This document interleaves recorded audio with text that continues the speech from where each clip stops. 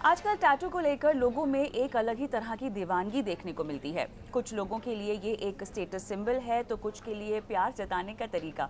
लेकिन अगर टैटू बनवाते समय ज़रा भी लापरवाही बरती गई तो कई गंभीर समस्याएं भी हो सकती हैं।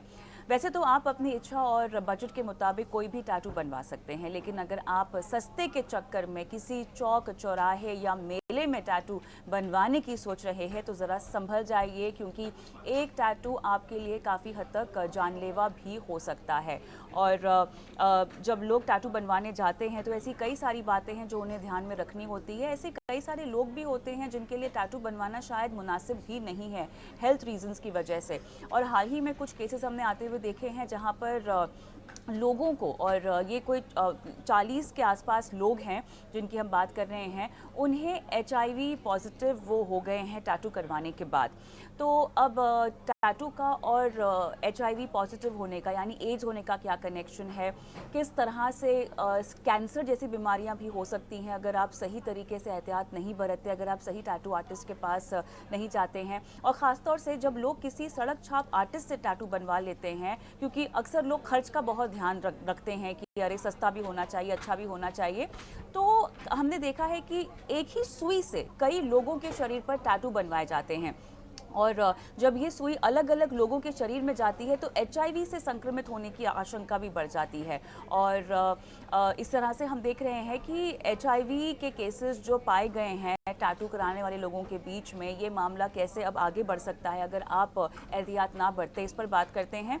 बेहद खास मेहमान भी मेरे साथ जुड़ गए हैं। Sunny Bhanushali, founder aliens tattoo, doctor Ishwar Giladi, president emeritus AIDS society of India, doctor Purvi Shah, dermatologist, Sir H N Reliance foundation hospital. आप तीनों का स्वागत है हमारी इस खास पेशकश में। और सनी, आपके पास आऊँगी। आप काफ़ी सेलिब्रेटेड टैटू आर्टिस्ट हैं, बहुत सारे सेलिब्रिटीज़, और भले ही वो एंटरटेनमेंट के हों या स्पोर्ट्स को लेकर कोई सेलिब्रिटीज़ हों, कई लोगों ने आपके टैटूज़ अपने ऊपर बनवाए हैं। और इस बात में कोई शक नहीं है कि आपके डिज़ाइंस काफ़ी नायाब होते हैं, और अगर आप इतने सेलिब्रेटेड लोगों के टैटू बनवाते हैं तो बहुत एहतियात खुद भी बरतते होंगे। लेकिन जो केसेस सामने आ रहे हैं सनी, इन्हें आप कैसे देखते हैं? क्या आपके लिए ये शॉकिंग न्यूज़ है, या आपको पता है कि इस जगह से अगर कराया है तो HIV जैसी बीमारियां आपको हो सकती हैं? Does it come across as a shocker to you, Sunny? It's not a shocker to me. मुझे करीबन 15 साल हो गए ये इंडस्ट्री में, और सालों से मैं देख रहा हूँ कि माल प्रैक्टिसेस चल रहे हैं इन टर्म्स ऑफ जिस तरीके से टैटू किया जाता है। स्पेशली छोटे गांव में, छोटे शहरों में, जहाँ उनको सस्ते टैटू करने हैं, वहाँ हाइजीन प्रोटोकॉल फॉलो किया नहीं जाता। अभी जो टैटू आर्टिस्ट है, ये डॉक्टर्स नहीं है, ना इनको उस तरीके का एजुकेशन मिला होता है। फिर भी जब टैटू आर्टिस्ट बनने जाता है, अगर वो सही इंसान से सीखे, तो सारी चीज़ें जो यूएस स्टैंडर्ड्स बोलते हैं, जो सारी चीज़ें होनी चाहिए, वो सीख लेते हैं, and then people have to follow it. कोई आर्टिस्ट जो है, वो पैसे बचाने के चक्कर में, क्योंकि उसको सस्ता टैटू करना है, क्योंकि कस्टमर सस्ते टैटू के लिए आते हैं 200-500, तो वो ना वो ध्यान नहीं रखते। जैसे एक सिर्फ नीडल से काम नहीं होता। टैटू के स्टेशन पे करीबन 20 से 22 आइटम होते हैं, और मोस्टली सारे यूज एंड थ्रो होने चाहिए, और सारे स्टरलाइज्ड होने चाहिए। अभी अगर आप हाई क्वालिटी इक्विपमेंट खरीदना चाहो, तो काफी महंगे चीजें आती है। मतलब एक नीडल 1200-1500 की भी हो सकती है, 2000 की भी हो सकती है, और वो 40 रुपए की भी हो सकती है। वैसे फिर आप क्या पिगमेंट यूज करते हो? जो इंक आती है, इंक जिसमें निकाली जाती है, जो इंक कप्स होते हैं, वो स्टरलाइज है कि नहीं? ये लोग ग्लव्स क्या यूज कर रहे हैं? वो जो स्टेशन है, वो प्रॉपर्ली स्टरलाइज होता है कि नहीं फॉर एवरी कस्टमर? मशीन्स है, मतलब बहुत सारे आइटम है जहाँ हर एक छोटी छोटी चीजें ध्यान रखनी पड़ती है। बेसिकली मेरे हिसाब से tattoo studio is a well decorated dispensary. It is as good as कोई डिस्पेंसरी का ध्यान रखना होता है इन टर्म्स ऑफ हाइजीन, उतना ही यहाँ भी ध्यान रखना होता है। तो टैटू स्टूडियो को मेंटेन करना और उसको रन करना in itself it's an expensive business. और वहाँ अगर कोई सस्ते में टैटू करने आए, तो आर्टिस्ट या जो बिजनेस चला रहा है वो नहीं कर पाता है, क्योंकि cost of running a business बहुत हाई हो जाता है to maintain the hygiene, use the right equipment. तो ये जो कस्टमर्स है, जब भी वो सस्ते के चक्कर में, फिर वो रोड साइड हो या थोड़े लो लेवल के जो स्टूडियोज जो सस्ते टैटू करते हैं, वहां जब जाते हैं तो ये आर्टिस्ट कोई चीज मतलब मोस्टली कोई चीज का ध्यान नहीं रखते होंगे, उसके अलावा और कोई रीजन नहीं है। क्रॉस कंटेमिनेशन होना, when you use one needle या कोई भी चीज को एक बार एक के बॉडी पे यूज किया है, अगर वो दूसरे के बॉडी पे यूज होने वाली है, चांसेस आर टू हाई कि वो ट्रांसफर होने वाला है वहाँ। फिर कोई भी डिजीज या वो HIV हो सकता है और कुछ भी हो सकता है। तो ये मैं प्रैक्टिस जी काफी सालों से देख रहा हूँ। जी इसके इम्प्रूवमेंट के लिए मेरे हिसाब से गवर्नमेंट और ये लोग ने जो भी लीगल अथॉरिटीज है, इन्होंने थोड़ा सा स्ट्रॉन्ग पॉलिसीज बनानी चाहिए और ये आर्ट फॉर्म को भी कंसिडर कर लेना चाहिए कि this is a main stream. तो जब भी ये सारी चीजें आने लग जाएंगी ना, तो रूल्स एंड रेगुलेशंस आ जाएंगे। अभी कोई रूल रेगुलेशन भी नहीं है, किसी को टैटू आर्टिस्ट बनना है उसके पास तो कोई टेम्पलेट नहीं है फॉलो करने के सनी, लिए। लेकिन लाइसेंस तो दिया जाता है ना, जहाँ तक जानकारी है लाइसेंस तो आप एक लाइसेंस टैटू आर्टिस्ट होंगे, क्या ऐसा नहीं होता इंडिया में। नहीं होता? ओके इंडिया में टैटू आर्टिस्ट के लिए कोई लाइसेंस नहीं है। Okay okay. और वो सबसे बड़ा प्रॉब्लम है क्योंकि बिल्कुल। गवर्नमेंट ने टैटूइंग को अपने बुक्स में as a word tattoo beauty के अंडर कवर करते हैं, बट इसको अलग से कैटेगरी भी प्रॉपरली डिफाइन नहीं किया है और उसके अराउंड पॉलिसीज या रूल्स एंड रेगुलेशंस कुछ नहीं है अभी। इसलिए ये कोई भी उठ के टैटू आर्टिस्ट जब बनने जाता है, एंड बेस्ड ऑन उनका कैपेसिटी, उनका फाइनेंशियल बैकग्राउंड जो मिलता है, वो चीजें लेके वो स्टार्ट कर देते हैं। Now understand, these are artist, so they are curious, driven by art, right. तो उनको मेडिकल स्पेस ज्यादा समझ में नहीं आता। इट्स ओनली जब मेरे ख्याल से लीगल साइड पे से जब प्रेशर आएगा, everybody will follow it then. करिए। मेरे ख्याल से जो आप एंगल बता रहे हैं उसके लिए हमें एक अलग ही शो करना होगा और क्योंकि उस पर चर्चा बहुत लंबी हो सकती है उसके लीगल एस्पेक्ट पर, और काफ़ी वाजिब डिमांड भी है आपकी, क्योंकि लगातार हम देख रहे हैं इस आर्ट फॉर्म को लोगों का जो रुझान है, इंटरेस्ट है, बढ़ता जा रहा है। लेकिन डॉक्टर ईश्वर, टैटू हम उसको अभी शब्द दे रहे हैं मॉडर्न टाइम्स के हिसाब से, लेकिन बचपन में हम देखते थे कि हमारी नानी दादी, उनके तो नाम गुदे हुए होते थे ना उनके हाथों में, और ये बहुत पुराना प्रचलन है हमारे देश में टैटू करवाना या हाथों को गोदना और गुदाना। अब इससे एज हो रहा है काफ़ी हद तक। सनी ने बातें समझाई हैं नीडल्स को लेकर, लेकिन आपसे भी हम स्पेसिफिकली HIV पॉजिटिव जो लोग हो रहे हैं वो मसला ज़रा बताइएगा, बिकॉज एज होने जैसी बात टैटू से किसी के जहन में आएगी नहीं। जब तक केसेस नहीं आए थे सामने तब तक कोई इमेजिन भी नहीं कर पा रहा था सर। Thank you. मुझे आपने इस शो में बताया, और आपका जो टाइटल है टाटू से यारी और जान पर भारी, बहुत अहम है। ये मेडिकल साइंस में एक होता है 5 लेवल्स ऑफ प्रिवेंशन। तो 5 लेवल्स ऑफ प्रिवेंशन इसका मतलब होता है कि आप हर जगह बीमारी को प्रिवेंट करो। अगर प्रिवेंट नहीं होती तो बाद में ट्रीटमेंट होगा। तो पहली चीज़ है कि आप टाटू मत करो। टाटू करते हो तो अच्छे से करो। करते हो तो ऐसे जगह करो जहाँ पे निडल चेंज होता है और ब्लड ज़्यादा नहीं होता है। इमीडिएटली आपके पहले की कोई करके गया है और उसका उस पर ब्लड लगा है, अगर उसके बावजूद भी करते हो तो पोस्ट एक्सपोजर प्रोफाइलैक्सिस होता है कि आपको अगर लगता है कि आप एक्सपोज हो गए हो तो पोस्ट एक्सपोजर प्रोफाइलैक्सिस 1 महीने की दवा लेके आप HIV को रोक सकते हो। हेपेटाइटिस बी वैक्सीनेट करके हेपेटाइटिस बी से रोक सकते हो। उसके बावजूद भी आपको HIV होता है तो HIV आजकल पहले जैसा जानलेवा था, अभी जानलेवा नहीं है। तो आपको गोली खाना पड़ता है, और गोली खा के आप पूरी जिंदगी जी सकते हो, लेकिन आपको बगैर सेक्सुअल एंजॉय किए जो HIV मिला है, जो बोनस में HIV मिला है, आपने टाटू के पैसे दिए, HIV के पैसे नहीं दिए। दूसरी बात यह है कि पुराने जमाने की बात कर रहे हैं आप, उस समय टाटू को गोदना बोलते थे, और ये फॉरेंसिक मेडिसिन में भी यूज होता था कि अगर कोई डेड बॉडी कहीं मिल गई अननोन, तो उस पर नाम लिखा है या टाटू कहाँ पे किया है, उससे पहचान लेते थे कि डेड बॉडी कैसे पहचानना है। तो हम लोग को फॉरेंसिक मेडिसिन में ये टाटू सिखाते थे और हमने सीखा है। लेकिन वक्त के साथ हमें बदलना होगा, क्योंकि अगर वक्त में ऐसा बता रहा है कि इसके वजह से आपको बीमारी आ सकती है। HIV तो एक बहुत बड़ा नाम हो गया, खौफ हो गया, लेकिन आपको पता होगा कि HIV से 10 गुना ज्यादा चांस होता है हेपेटाइटिस C का, और उसके HIV से 100 गुना ज्यादा चांस होता है हेपेटाइटिस B का। इसका मतलब जो परक्यूटेनियस ट्रांसमिशन होता है, नीडल स्टिक से इंजरी से ट्रांसमिशन होता है, अगर 1000 में चांस HIV का 3 है, इसका मतलब 0.3% है, तो 2% चांस है हेपेटाइटिस C का, और 30 से 50% चांस है हेपेटाइटिस B का। और आपको शायद ये भी पता होगा कि हमारे देश में ऑलरेडी हेपेटाइटिस बी का 5% प्रिवेलेंस है, यानी 100 लोगों में हेपेटाइटिस बी 5 लोगों को है। और आगे आने वाला जो दौर बता रहा है कि हेपेटाइटिस बी का जो एपिडेमिक आएगा वो HIV, TB और मलेरिया तीनों मिलाकर जितना बड़ा एपिडेमिक है, उससे बड़ा एपिडेमिक हेपेटाइटिस बी का आएगा। हमारे देश में प्रॉब्लम क्या है कि हम कुछ चीजों को मद्देनजर नहीं करते। हेपेटाइटिस बी का वैक्सीनेशन बहुत सस्ता है। अगर गवर्नमेंट डिसाइड करे और बल्क में बाय करे तो अगर 100 रुपए में 3 वैक्सीन हो जाते हैं। गवर्नमेंट ऑफ इंडिया ने एक काम अच्छा किया है कि 2011 से जो बच्चे पैदा हुए हैं सबका एक्सटेंडेड प्रोग्राम ऑफ इम्यूनाइजेशन, इसका मतलब पोलियो, ट्रिपल, मीजल्स, बम के साथ हेपेटाइटिस बी का वैक्सीनेशन होता है। लेकिन उसके पहले जो पैदा हुए हैं उन्होंने वैक्सीनेशन नहीं करवाया है। तो आज भी वक्त गया नहीं है। आपको जिंदगी भर कहीं ना कहीं किसी का किस लेंगे, आप कहीं से टाटू करवाएंगे, कहीं इंजेक्शन लेंगे, कहीं डेंटल सर्जन के पास जाएंगे, आपको हर जगह हेपेटाइटिस बी का एक्सपोजर होता है। तो आपको वैक्सीन लेना जरूरी है। और अगर 3 डोज लेते हैं तो आपको जिंदगी भर हेपेटाइटिस बी हाँ, नहीं होता।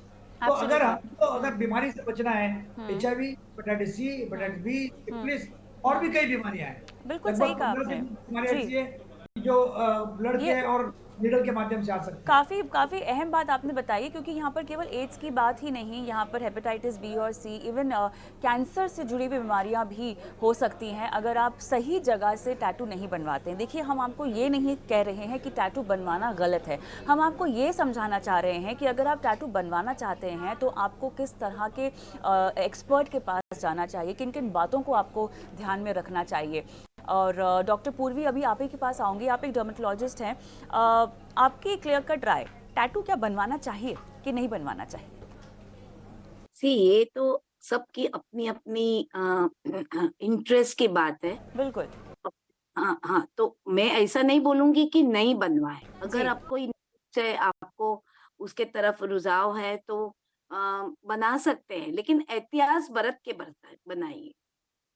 और सर्टेन स्किन कंडीशंस होते हैं जिसमें आपको टैटू नहीं बनवाना है। लाइक अगर आपको ड्राई स्किन का प्रॉब्लम है, दैट इज एटोपिक डर्मेटाइटिस जो बोलते हैं, जेनेटिकली एलर्जिक प्रॉब्लम है, अर्टिकेरिया है, एटोपिक डर्मेटाइटिस जैसा प्रॉब्लम है, जैसे एक्जिमा होता है शरीर में अलग अलग जगह में, देन सोरायसिस जैसी बीमारी है, लाइकन प्लेनस जैसी बीमारी है।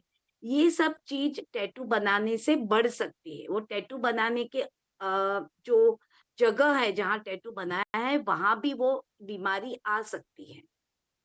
तो ये सब स्किन डिजीजेस में नहीं करना चाहिए। नंबर 2, अगर आप इम्यूनोमॉड्यूलेटर्स पे हैं या तो आप इम्यूनिटी कम करने के लिए सर्टेन इम्यूनोमॉड्यूलेटर ड्रग्स पे हैं, कि कैंसर की कोई ड्रग्स पे है, तो आपको बिल्कुल टैटू नहीं बनवाना चाहिए अपने शरीर पे, क्योंकि इम्यूनिटी डाउन हो जाती है, chances of infection, chances of all the other complications will become very high. चलिए, मेरे ख्याल से काफ़ी अहम बात आपने कवर की है कि किस तरह की स्किन कंडीशंस को ध्यान में रखकर ही आपको जाना चाहिए, या इस तरह की जो कंडीशंस हैं, ड्राई स्किन है और बाकी तमाम बातें जो डॉक्टर पूर्वी ने समझाई है, एहतियात बरतना है, नहीं कराएं तो आपके लिए बेहतर होगा। लेकिन सनी, आपके पास आना चाहूँगी, बिकॉज हम चाहते हैं कि एक प्रोसेस लोगों को बता दें। हालांकि पब्लिक डोमेन में जानकारी है कि टैटू कैसे बनवाए जाते हैं, नीडल्स होती है, उनको गुदाया जाता है आपकी स्किन में। ओवरऑल प्रोसीजरल क्या क्या चीज़ों का इस्तेमाल होता है? नीडल्स लगती हैं, उसमें एक अलग टैटू इंक का भी आप इस्तेमाल करते हैं। किस किस तरह से अगर कोई बहुत ही स्पेशलाइज टैटू बनवाना चाहता है तो नीडल्स और इंक्स के अलावा भी क्या किसी चीज़ का इस्तेमाल होता है? वैसे तो बहुत सारे इक्विपमेंट देखोगे तो काफी काफी सारे आइटम होते हैं। तो हर एक चीज इम्पोर्टेंट है। अगर आप जो मशीन है, मशीन यूज एंड थ्रो नहीं है, तो मशीन के लिए ना स्पेशली स्टरलाइज्ड रैप्स आते हैं। So for every customer you change that and put a new one. Wires होते हैं या पावर सप्लाई हो गया, फिर और बहुत सारी चीजें, छोटी छोटी चीजें, जैसे आप टिश्यूज क्या यूज करते हो, कौन से क्वालिटी के टिश्यूज यूज कर रहे हो टू क्लीन द टैटू। आपका आफ्टर केयर का प्रोसेस कैसे है, जब टैटू खत्म हो जाता है उसके बाद नेक्स्ट 7 डेज बहुत इंपॉर्टेंट, बहुत क्रूशियल होते हैं कि वो टैटू का ध्यान रखा जाता है। वो टाइम पे एंटायर स्किन ओपन होता है और पोर्स ओपन होते हैं, इन्फेक्शन का चांस बहुत हाई होता है तभी।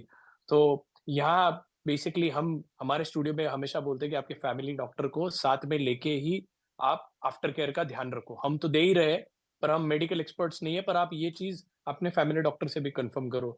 सो सिर्फ नीडल और सिर्फ एक पिगमेंट से काम नहीं होता। एंटायर प्रोसेस जो है from the beginning till the end, उसके बाद हीलिंग पीरियड जो 7 से 14 दिन का है, हर दिन हर चीज इंपॉर्टेंट होती है जब आप टैटू करते हो। सो अच्छे स्टूडियो में या गुड क्वालिटी स्टूडियो में जाने का फायदा ये हो रहेगा कि आप मतलब हम पर्सनली कस्टमर से कनेक्टेड रहते हैं एवरी 2 डेज देखने के लिए प्रोसेस चेक, हीलिंग प्रोसेस कैसे चल रहा है, प्रोग्रेस कैसे चल रहा है। एंड देन अगर कहीं भी 19-20 दिखता है, we always recommend them to doctors. We also have network of doctors जो हमें हेल्प करते हैं कि मेडिकली और बेस्ट स्टूडियोज कैसे डिजाइन करें। um, फिर से आते हैं प्रोसेस में, बहुत सारी छोटी-छोटी चीज़ है। अगर कस्टमर को मुझे या जो भी टैटू एंथुसियास्ट है उनको अगर मैं बताऊँ कि स्टूडियो चेक कैसे करना चाहिए कि वो राइट प्लेस है कि नहीं। तो जब भी आप जाते हो टैटू करने के लिए, स्टेशन जब भी तैयार करते हैं आपका जहाँ आपका टैटू होने वाला है, द आर्टिस्ट और the people who are working around उन्होंने ना स्टरलाइज्ड ग्लव्स पहने होने चाहिए। और मैंने देखा है ग्लव्स में पैसे बचाने के लिए एक ही ग्लव्स में जो एक बार पहनते हो एंड तक खत्म होने तक होता है, but every time you touch something you have to change the gloves. तो स्किन पे जब तक आते हैं तब तक 3-4 पैर तो वैसे ही हो जाते हैं। Then the pigments check for the expiry date. बहुत सारे स्टूडियोज में प्रॉब्लम है, लोगों को लगता है स्टूडियो अच्छा है तो सब होगा, पर एक बार उनको बताओ कि पिगमेंट का हमें एक्सपायरी डेट बता दो। स्पेशली बिजी स्टूडियोज में जहाँ बहुत सारे लोग आते जाते हैं, वो स्टूडियो ओनर को भी ध्यान नहीं होता कभी कभी कि एक्सपायर्ड है क्या नहीं, क्योंकि उनको पड़े रहते हैं। वो चेक करवाओ। जो भी जिसमें भी कलर निकाला जाता है या पिगमेंट निकाला जाता है, मेक श्योर वो चीज स्टरलाइज्ड हो। हमने देखा है बहुत सारे स्टूडियोज एक डब्बा लेंगे, उसके अंदर वो इंकप्स रखेंगे। जब भी कोई क्लाइंट आता है तो हाथ डाल के उसमें से निकाल के दे start. That is not how it is suppose to be done. Every इंकैप स्टरलाइज्ड होना चाहिए, पैकेट में होना चाहिए। इन हाउस भी स्टरलाइजेशन होता है, छोटी छोटी मशीनें आती है, या फिर आपका सप्लायर है वहां से आप स्टरलाइज मंगा लो। ये सब कस्टमर को ध्यान होना चाहिए कि जो भी टेबल पे सामान पड़ा है, either it is wrapped, properly packed, कुछ भी ओपन नहीं हो सकता। And the artist who is managing it, he is also wearing right kind of gloves. ऐसे नहीं कि 200 रुपए वाले ग्लव्स कोई भी उठा के उससे पहन लिए। समझो आप हाँ। सर्जरी तो के लिए सनी जा रहे एक हो तो तरह क्या क्या से चीज ध्यान हाइजीन रखिएगा का डॉक्टर, वो तो, सारी तो चीज। हाँ, तो सनी एक तरह से कूल अगर आपको दिखना है उस पे कॉम्प्रोमाइज़ आप नहीं करना चाहते, लेकिन साथ में हमको हाइजीन का बहुत ध्यान देना होगा। एक और सनी जो ऑब्जर्वेशन में बातें आई हैं इन terms of side effects, cancer भी बताया गया है। और कैंसर खास तौर से वो इंक का जो इस्तेमाल होता है ना, उसकी वजह से बताया गया है कि इसके केसेस हो सकते हैं। किस तरह की इंक का इस्तेमाल होता है, उसकी भी क्वालिटी अलग अलग होगी, कोई स्टैंडर्ड क्वालिटी, या इंक में आपको किस तरह का ध्यान देना चाहिए इन टर्म्स ऑफ क्वालिटी, अगर आप नीडल तो देख ही रहे हैं और बाकी हाइजीन भी कंसिडर कर रहे हैं। तो एक तो कैसे कैंसर होता है, और इंक का जो इस्तेमाल होता है वो किस तरह की इंक होती है? मैं ऑनेस्ट आंसर दूंगा जी क्योंकि मैं मेडिकल बैकग्राउंड से नहीं हूँ। जी, तो वैसे भी उसके हम टेक्निकल टर्म्स ये होते हैं। सवाल ये सवाल मैं दोनों डॉक्टर्स जो पैनल पर हैं उनके पास भी लेकर जाऊंगी, बट आप जितना हाँ, समझा सकते हैं पर मैं बताइएगा। जी हमारा प्रोसेस बताते हैं हम। जी हम क्या करते हैं यूएस में, अपने से थोड़ा स्ट्रॉन्ग स्टैंडर्ड्स है इन टर्म्स ऑफ प्रोडक्ट। जब भी कोई लॉन्च करना है तो वहाँ बहुत एफडी अप्रूव्ड होना चाहिए, ये होना चाहिए, वो होना चाहिए, बहुत सारे उनके पॉलिसीज है, स्ट्रॉन्ग है। तो हम क्या करते हैं, इंडियन इंक्स यूज नहीं करते, we use US and Europe made. Europe और स्ट्रॉन्ग है in terms of tattoo equipment का प्रोडक्ट मेकिंग। तो हम सारे प्रोडक्ट्स बाहर के यूज करते हैं। So we are in peace of mind that we are getting good quality of products. इसके बियॉन्ड अगर आप उसका केमिकल कंपोजिशन बात करो या उसके अंदर क्या होता है इनके अंदर जिससे कौन सी बीमारी होती है, I think I am not the right person because I am not from the medical background in that case. बिल्कुल। ले यही सवाल मैं डॉक्टर ईश्वर से भी पूछना चाहती हूँ। सर, यही सवाल इंक के इस्तेमाल को लेकर आप क्या जानकारी दे सकते हैं, कैसे आपको कहाँ कहाँ से इंक्स आती हैं? अब सनी तो मेरे ख्याल से बहुत बड़ा अपना टैटू बिजनेस चलाते हैं, लेकिन जिन केसेस की हमने बात की है, डॉक्टर ईश्वर वो शायद सड़क पर बैठते हैं ना, जो टैटू आर्टिस्ट गुदवाने के लिए, उनसे उन लोगों ने टैटू करवाए थे। तो ऐसे बहुत सारे हम गली कूचे में टैटू आर्टिस्ट भी उभरता हुआ देख रहे हैं। और साथ ही कैंसर, बाकी तमाम बातें आपने बताई, हेपेटाइटिस बी और सी हो सकता है, एड्स भी हो सकता है, लेकिन कैंसर के भी चांसेस हैं इनके इस्तेमाल से। सबसे पहले तो ये बता दूं कि जैसे सनी ने बताया कि ये टोटली अनरेगुलेटेड बिजनेस है, बिल्कुल और जो सर। अनरेगुलेटेड बिजनेस है हाँ उसमें माल प्रैक्टिस का चांस बहुत ज्यादा है। आपने ओनस दोनों पे डाला है, ओनस जो टैटू करने वाला आर्टिस्ट है और इंडिविजुअल इंसान है जो टैटू कराने जाता है। अब जो आर्टिस्ट है, जैसे सनी ने बताया कि वो अपने पैसा बचाने की कोशिश करेगा। हिंदुस्तान में वियर एंड टियर कल्चर नहीं है, वॉश एंड वियर कल्चर है। जो यूज एंड थ्रो की चीज भी होती है तो इंसान उसको वॉश एंड वियर करते रहता है, तो उस वहां पैसा बचाएगा वो। लेकिन अगर अनरेगुलेटेड बिजनेस है, जहाँ पे सरकार पिक्चर में नहीं है, जहाँ पे कोई लोकल अथॉरिटी बिजनेस में नहीं है, पिक्चर में नहीं है, वहां तो माल प्रैक्टिस होना ही होना है। तो इसको सबसे पहले रेगुलेट करना जरूरी है, क्योंकि अगर रेगुलेट नहीं होगा तो कैंसर तो बहुत आगे की चीज है, लेकिन कई बीमारियां जो आज आमतौर से होती है वो होगी। अब बात आई कैंसर पे, तो इसमें कुछ कार्सिनोजन होते हैं, जो कार्सिनोजन को आइडेंटिफाई करने के लिए वक्त लग जाता है। लेकिन जो कलरिंग एजेंट है, वो कलरिंग एजेंट बहुत सारे केमिकल्स ऐसे होते हैं कि जिसके अंदर डायऑक्सिन है, फ्यूरान है, कुछ केमिकल्स ऐसे हैं कि जो कार्सिनोजन बन जाते हैं। और वो जैसे डॉक्टर पूर्वी ने बताया कि जो इम्यूनो कॉम्प्रोमाइज पेशेंट है या कोई इम्यूनोमॉड्यूलेटर ड्रग पे ऑलरेडी है और उसको ऐसा कुछ किया गया, तो वो उसके अंदर कैंसर करने का प्रमाण बढ़ जाता है। तो उसके जो एडवर्स इफेक्ट है, कैंसर एक पार्ट है। हमने अभी तक ऐसे बहुत सारे केसेस नहीं देखे कि जिसके अंदर टाटू के बाद में कैंसर हुआ है, लेकिन अगर कोई ऐसी रेगुलेटेड मशीनरी होती जहाँ पे पूरा इन्वेंट्री है और उसके बाद के इफेक्ट देखे जाते हैं तो आसान होता। तीसरी बात, एक बहुत अहम बात सनी ने बताई कि हर जिसको टाटू करवाना है अपने डॉक्टर को लेके आइए। मैं सनी को पूछना चाहता हूँ कि ऐसे कितने टाटू करने के लिए लोग आए उन्होंने डॉक्टर को लेके आए? तो ये प्रैक्टिकल सजेशन नहीं है। डॉक्टर कहेगा कि ऐसा करो, आप आपके जो आर्टिस्ट है टाटू का उसको मेरे क्लिनिक पे लेके आओ। तो जो दो प्रोफेशन मिक्स होते हैं उसके अंदर वन अपर हैंडेडनेस होता है कि मैं क्यों जाऊं, वो क्यों जाए। अगर वो जाता है तो डॉक्टर अपनी फीस लेगा, जब टाटू 1000 का होगा फीस उसकी 10,000 होगी डॉक्टर की। तो ये जो प्रैक्टिकल सजेशन नहीं है। सबसे मोस्ट इंपॉर्टेंट चीज ये है कि इसको जो बिजनेस जहाँ पे आपको लोगों को तकलीफ कर सकता है, साइड इफेक्ट दे सकता है, एडवर्स इफेक्ट दे सकता है, उसको रेगुलेट करना जरूरी है। क्योंकि इसका जो एडवर्स इफेक्ट है वो सरकार पे आएगा। जैसे किसी को HIV हुआ, 90% लोग HIV की दवा गवर्नमेंट के थ्रू लेते हैं। इसका मतलब गवर्नमेंट को उसको जिंदगी भर संभालना है। तो अगर जिंदगी भर संभालना है तो पहले प्रिवेंशन की स्टेप क्यों नहीं लेते गवर्नमेंट? तो ये हमको रेगुलेट करना जरूरी है। बिल्कुल, आपने काफ़ी अहम बातें भी बताई है। डॉक्टर पूर्वी, मैं चाहती हूँ कि जितने भी लोग इस वक्त हमें सुन रहे हैं उन्हें हम प्री और पोस्ट केयर टैटू करवाने का वो ज़रा समझा दें। जब आप टैटू करवाने जाते हैं, है ना, शरीर के किसी भी भाग में आप कराना चाहते हो, कैसे तैयारी करें, और टैटू करवाने के बाद डॉक्टर पूर्वी क्या क्या आपको बातें ध्यान में रखनी चाहिए? नंबर 1, पहले करवाने का है तो एक एक चीज ध्यान रखनी चाहिए कि अपने शरीर में कोई भी इन्फेक्शन ना हो, स्किन में इन्फेक्शन ना हो। माने कहीं भी पस्चूल है, फोड़िया है, पस भर के कोई फोड़िया है, तो उस समय आपको टैटू नहीं करवाना है। आपको स्किन पहले ट्रीट करनी है एंटीबायोटिक से या डॉक्टर के पास जाके या स्किन स्पेशलिस्ट के पास जाके। उसके बाद 15-20 दिन के बाद अगर वो ट्रीट हो जाए उसके बाद आप टैटू करवा सकते हैं। एक भी अगर मैंने जो तीन चार बीमारियां बता दी उसमें तो टैटू कभी भी नहीं करवाना चाहिए, क्योंकि चांसेस ऑफ दोज बीमारियां बढ़ सकते हैं उसके पेशेंट के उसमें। अम, और एक और बीमारी है जिस जो पेशेंट को एक हाइपरट्रॉफिक स्कार की बीमारी है। माने कोई भी छोटी सी भी चोट लग जाए तो वो चोट जब उसका हीलिंग होता है तब वो कड़क हो जाती है, हाइपरट्रॉफिक स्कार हो जाता है, हमें नॉर्मल स्कार नहीं होता है। उसमें भी टैटू करवाना एब्सोल्युटली वर्जित है, क्योंकि chances of that tattoo becoming a scar और keloid will become very very high. तो वो सब एहतियात बरतना चाहिए। फिर अगर ये सब कोई भी आप जब आप टैटू करने के जाए तो उनको बोलना चाहिए कि that part has to be sterilise properly. जैसे हम ऑपरेशन थिएटर में जाते हैं तो डॉक्टर प्रिपेयर करते हैं वो जगह कि भाई पहले वो एंटीसेप्टिक लोशन से सब क्लीन करते हैं, बिटाडिन से क्लीन करते हैं, ये सब क्लीन करते हैं, उसके बाद वो इंसिजन लेते हैं। तो वैसे ही जो जगह में टैटू करना है आपको ये ध्यान रखना चाहिए कि वो लोग क्लीन कर रहे हैं कि नहीं विद स्पिरिट और एनी एंटीसेप्टिक लोशन।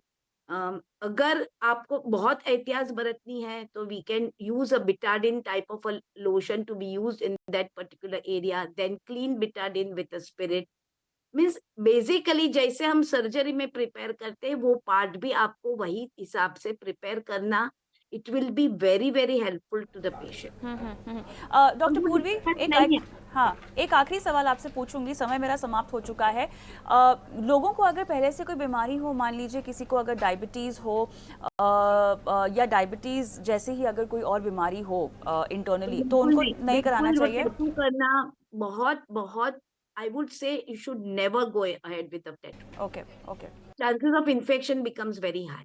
राइट। चलिए, मेरे ख्याल से समय मेरा समाप्त हो चुका है, लेकिन आप तीनों जुड़े हमारे साथ और सही तरीके से टैटू अपने शरीर पे बनवाना चाहते हैं, उसका मार्गदर्शन दिया हमारे दर्शकों को। बहुत बहुत धन्यवाद आप सभी का। और दर्शकों से भी यही गुजारिश है कि अगर आप भी टैटू बनवाना चाहते हैं तो एहतियात बरतिए, अच्छी जगह जाइए, फ्रेश नीडल्स और तमाम तरह की कदम जो हमारे एक्सपर्ट्स ने बताए हैं, भले ही वो जिस भी एरिया में टैटू करवा रहे हो उसको स्टरलाइज करना हो, इंक का कौन सा इस्तेमाल आपको करना है, ऐसा ना हो कि टैटू करवाने का जो शौक है वो आप पर भारी पड़ जाए, आपकी सेहत पर भारी पड़ जाए। बहुत बहुत ख्याल रखिएगा अपना, और शो देखने के लिए धन्यवाद। मुझे इजाज़त दें, नमस्कार।